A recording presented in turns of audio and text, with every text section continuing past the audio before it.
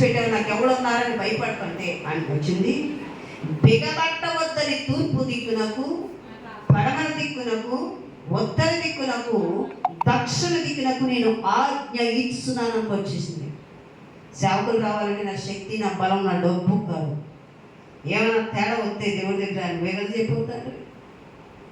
ఇప్పటికి ఆ వాగ్దానాన్ని ఒక్కసారి అయ్యగారు మాట్లాడుతూ మంచి మాట అన్నారు. ఒక వాగ్దానం అనేది దేవుడు చదివిస్తే సంవత్సరం రోజు వాగ్దానాలు ఇస్తూ ఉంటే దేవుడు మన దేవుడు. హల్లెలూయా. సంవత్సరం వాగ్దానం కాదు, మనకి టర్నింగ్ పాయింట్ ఉంటుంది.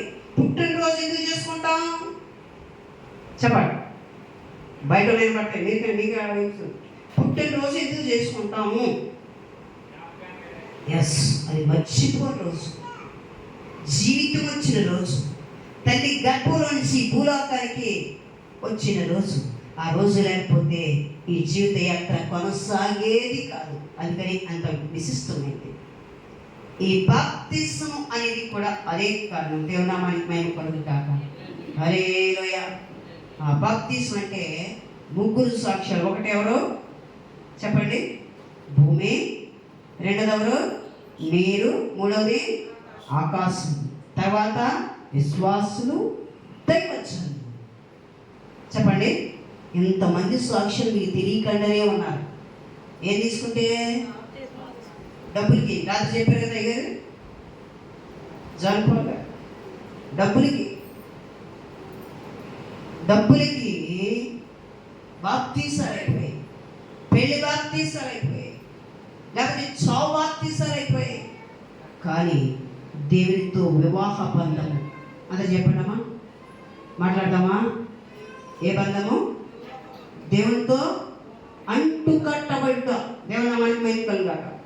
ఆయన స్వరూపంలోనికి మారిపోవుట. మరోసారి చెప్పండి, ఎవరి స్వరూపంలోనికి? ఒక రోజుతో అయిపోతా?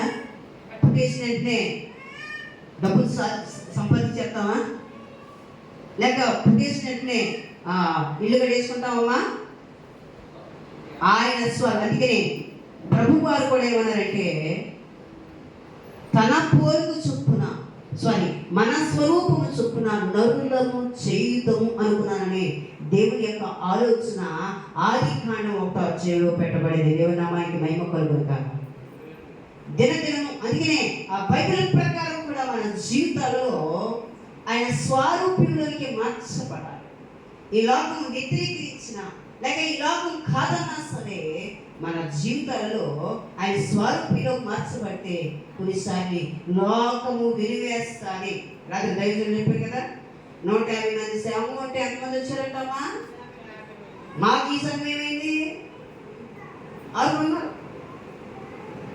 ఇదంతా ఒక 2000 వరకు రమారమి. ఇది ఒక తీర్థంగా ఉండే ప్రాంతం. ఇది